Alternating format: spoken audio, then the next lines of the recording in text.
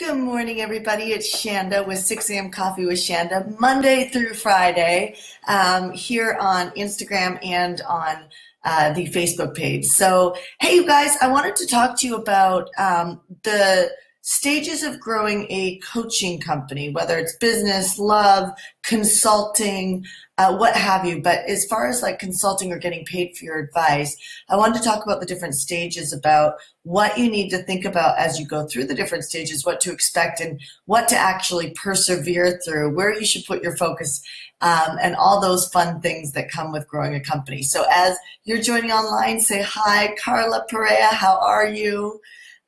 Kim, Lexi, David, morning. Hey, you guys on Instagram, how are you doing this morning? So like I showed you last week, whenever I do a talk, look at how little that is. I always just basically bullet things out. By the way, when I do my events, it looks exactly the same. I don't know if that helps you or not, but at the end of the day, I'm just trying to show you how I simplify everything in my mind so that I'm not reading scripts, so that I'm actually serving the audience while I'm working with them, and I can just brain dump exactly where I'm going in any sort of talk. So hi, Chelsea, how are you? Awesome. Good morning, good morning, good morning. Okay, so what are you drinking? Pumpkin chai. Oh, it's getting that time of year, isn't it? Starbucks, I've gone back to Starbucks for the pumpkin spice lattes. What else are you guys drinking before we jump into how to grow a coaching or consulting company, get paid for your advice? I'm being a good girl today. Today I'm drinking my lemon, my cinnamon, and my ginger all mixed this morning. Wendy McKenna approved. Hey guys, how are you? Allison, good morning from London. Is it starting to get cool there? Alex is drinking High Burst. I love it. Awesome, Matt T. Okay, let's jump into it. What are you drinking, Christy Miller? I have no idea how to even say that. Padarco tea. Ooh, mint. Okay, I'm getting distracted with all your amazing breakfast drinks in the morning. Okay, so I want to chat with you. So here's what I wrote out, and it's basically the trajectory of how this is what I write when I do any sort of events or talks. I just bullet things on a piece of paper so that I'm not reading a script and I can just be present with you. But let me just go back to year one when I opened up my business. Year one, when I opened up my business, I floundered, much to be expected, because of the fact that I was stuck at these conversations on what am I going to offer, who am I going to speak to, how do I make an offer, how do I price it? And here's what I want to share with you about all of those questions. They're all rookie questions. They're all rookie questions. Because here's the honest to God truth. All of us, when we're selling our advice for, I shouldn't say all of us, the most successful coaches that I know, or people being paid for their advice, they actually make up their pricing. I have a girlfriend I was talking to yesterday. As we grow hardcore, I have more of a pull to do strategy and training than I do to do like coaching. Not because of anything to do with my time or anything like that, but it just has to do with where my time is best put in the company to be able to reach more people and help more people, which at the end of the day, your job is to continue to grow your company so that you can make the biggest impact with every breath that you take, right? So as the company grows and as the demand grows, and I'm talking about year 7 now, which is where I'm at now, we're multiple 7 figures a year. We're going into 8 figures right now. We'll be well into the 8 figures by halfway through the next year. And that's not me just making up numbers or even hoping for those goals. It's the way that I've set up my models where they compound, right? And I'll get into that in a second. But where I'm sitting today, it's actually about where we can put my time, where you can put your time to best serve your audience. So when I started my coaching company, I got stuck in some of these areas because I didn't know better. I didn't know that you just make things up. And that's very entrepreneurial. We call it innovation. We call it innovation. The smart people are called innovation. But the truth is innovation starts at the very beginning. And that is that you have to make decisions and you have to make them quickly so that you can move your decision forward. So for instance, if you're struggling on what do I charge for something, my girlfriend's charging $50,000 a year to coach with her privately. She hasn't sold that in many years because truthfully, she's at the same stage I am in my business where she literally says, you know, if these people go away, then I will not coach there anymore because the company is best served with me writing books, with me doing overall strategy. Like literally over the last, I would say 6 months, we've been from freeing up my time. I have been able to sit down and figure out, oh, we're putting performance coaches in my company now. So now we're actually on the hunt for more performance coaches to bring into my company, very Tony Robbins-like, where the performance coaches can make sure that my clients are actually taking action on the things that I'm teaching them. Imagine that. We are actually a coaching company that we actually get paid on holding you as a customer. I get paid more as holding somebody as a customer, which means that I'm incentivized to keep getting better at helping my clients implement. This is why my clients are very safe with me. It's not just about the front end of selling. It's about actually, Paul Mitchell said it great, get in the reorder business. If you're in the reorder business, that means that you're working towards freedom. If you only focus on selling, let's say, an information product, or you only focus on selling a product that only has one buy to it, and then you have to go working to find another buy. Not that you can't make a ton of money doing that. You can. Can you make a huge difference in the world doing that? Yes. However, if you can think about a model that has some sort of a subscription. Now, let me talk about membership sites for a second. They're fantastic. The problem is it's not a problem. The challenge you face is volume, right? You've got to get volume. That's why when someone comes to me and says, oh, I want to start a membership site, I'm like, okay, remember, that's volume time, which means that how big's the bank account? How big's the bank account? It's a great model. But it's not like you just turn on, you know, an ad, a Facebook ad, and all of a sudden there's thousands of people that go into it. I know it's really fun to grab a piece of paper and pen and go, okay, if I put 1,000 people in a program at $200 a month, wow, I'm rich, right? It's like, yeah. But to get those 1,000 people to go through a webinar or an ad or something like that and then say yes, and then go through a funnel, that's where the costs come in. I would spend, I'm not kidding you, I would spend, you know, I would literally spend like $80,000 a day on Facebook ads if I could. But we do not have a model yet that we can scale that way. So what I'm trying to get you to see is that it's not just about, like, is the traffic there? Yes. But it's not just about turning on a membership site and thinking that you can just throw money at it and it will grow. It doesn't work that way. At some point along the way, and usually it's very early stages, it's not working. And you've got to throw large volumes of money towards the ads, towards the funnel, and figure out what part of it's not working. And you got to spend a lot of time doing it. Is it worth it? Yes. But here's what I propose to people who are building companies that you're getting paid for your advice. First, I recommend that you bring in good cash flow on reoccurring. So a lot of people will say they don't want to sell their time for money. You have to get out of the business of what you want to do just for a minute. It doesn't mean you can't go back. I mean, for the first time in my business, 7 years down the road, I legitimately have freedom. Like legitimately, my company can run without me at this point. Legitimately. Okay. Have I had a good life in the process of growing it? Yes, because I've taken flex time. So I recommend if you're at startup, middle of the row, or just scaling, that you make sure that you schedule in flex time, which is vacation time. Vacation time for me is not once a year. It's literally every month. So every weekend I take off. This past weekend I did work on Saturday, But that's like maybe once or twice a year.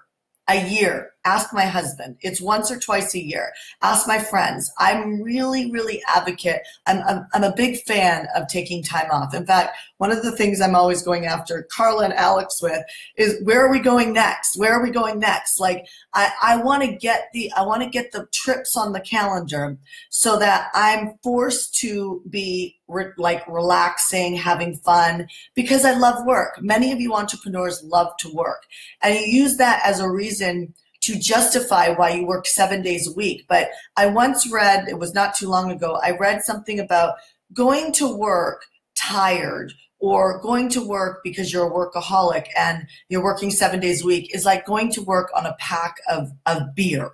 It's like drink a case of beer and go to work. Your brain doesn't work very well. And so some people are so used to working on tired or burnt out, and you blame your business models for it. And it's not your business models, it's actually you. You're not turning it off and putting strategy in. So what I recommend, here's what I've done growing my company. The last week of every month I've taken off, right? This year I took 2 weeks a quarter, and honestly, I hate that schedule. I'm going back next year to the last week of every month. It just really works for me. And so last year I took off 4.5 months. I also take off the month of December. All my clients know that. They still stay with me. They're not pissed off. So you've got to manage these thoughts in your head of what you think you can and can't do. So that's first and foremost. Going back to your pricing and your decisions, just make them up. And so you have to be able to sell it, right? You have to be able to sell it. The only reason why I don't sell my private coaching for $100,000 or $80,000 a year, which I could do, the only reason why I don't is because I don't want to be responsible for an $80,000 or $100,000 a year client. And that's just my transparency of the time. I think what someone expects of you for $80,000 to $100,000 is way more than what I want to give, right? And so that's just me. Now, I have other friends who would completely sit next to me and rebuttal that because they like that model. So my point is who do you listen to? Well, you need to make it up. You need to say, okay, if you want money, if you want good money, sell your private time first. Don't care about, you don't want to work private time. Like, get over all those entitled conversations, right? Just because you look for the light at the end of the tunnel, right? So first, sell private time. What are you willing to sell for, right? Like, so if you've got private time, that means that you can't spend other time in your business growing it in some areas, right? So, but what you're serving right now is you're serving cash flow. So sometimes you need to bulk cash flow and start taking a percentage of it away. Like I put a lot of money a month. I put well over 5 figures a month into a savings account.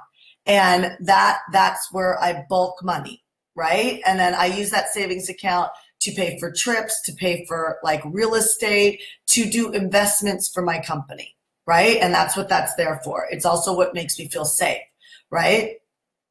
So cash flow at the beginning is your time. Then there's leveraged, which is group. Many of you guys already know this. However, the way you're making decisions is often around what you want to do and don't want to do. I want to just train you to think like light at the end of the tunnel and think what you're willing to do to get there. Like many of you guys, you're in marriages, right? Has there ever been a rough patch in a marriage? What got you through, right? What got you through? And how's the marriage now, right? Any of you guys lose a lot of weight, right? Like you had a goal to lose a lot of weight and you went through like retraining your patterns so that you chose good food, right? Like, I mean, I used to drink lattes every single day nonstop, right? But I had to change my patterns to be able to change my body chemistry to be able to get pregnant. Right? And so it's hard. Isn't it hard? Right? It's hard. And so you've got to change some of your patterns to be able to grow. It breaks my heart when I see business coaches out there coaching these conversations around, and they impact your guys' heads, which is these conversations around like it's too hard. Like it's too hard. And I just want to share something with you. Even in the Bible, there's a piece about perseverance. And I'm asked all the time, what are my favorite Bible chapters? And please know I'm not getting Bible-y on you. I really am getting scripture. So just call it spiritual, right? But it says, do you ever feel like you're on the hit list of the devil? And this is the context of this piece. And it says, remember that God will not allow you to get hit with more than you can handle spiritually. In fact, it's during these times of trouble that you'll actually be strengthened, not weakened. As you read your Bible, you will come across words like endurance and perseverance. These words are often used in the Bible to compare Christian life to a race. The race referred to as a marathon, not a 50-yard dash. Because the Christian life is a long-distance run, you need to pace yourself to persevere. Listen to that. I mean, I have a whole program called PACE. And most of all, to finish the race. Look up the following passages. It's about perseverance and by producing results. If you read through scripture, there's nothing in scripture that says it's going to be easy. But yet there's a lot of people who have quasi-influence, who are influencing each other and influencing on the web around things like, if it's too hard, you didn't start a business to be able to not spend time with your kids. You guys, I've always spent time with Zach as a mom. I have always been a present mom. Now, granted, he's only 2.5 years old, so I give it to you moms who have 10-year-olds and 15-year-olds, right? But I've always been present because of the same skill that taught me how to just make up my prices, how to take off the last week of the month, how to have a rule in my life where I don't work weekends. And by the way, there is always work to be done. There is always, the other day we had some forms for the zone event that needed to be done, which is my big 3-day event. I'm happy to say we have almost 800 people coming this year. There were forms to be done, and those forms were due that day. When I found out the forms were wrong, it was 3:30 in the afternoon. Well, that's going into Zach time. And I had a choice, and the choice was, do I work into my time with my son, which is a choice, and get this done because it's due, or do I pay late fees and give up my time in the morning after Coffee with Shanda, which, by the way, is my time to either work out or my time to just hang out. And honestly, I pretty much do nothing until my son gets up at about 7:15. Then I make him breakfast and I hang out with him, take him to school, and then I go to the gym. I work out, right? And then I start work again at 10 a.m. and then I end at 2:45. All these things are not because I'm blessed with a life. It's because I'm very strong in here. And so I didn't choose. I had two choices. They both sucked. One was do the zone event content for these forums into Zach time. Or the second was give up my time after Coffee with Shanda and do it. I chose to give up my time with Coffee with Shanda to do it the next morning and pay the late fees.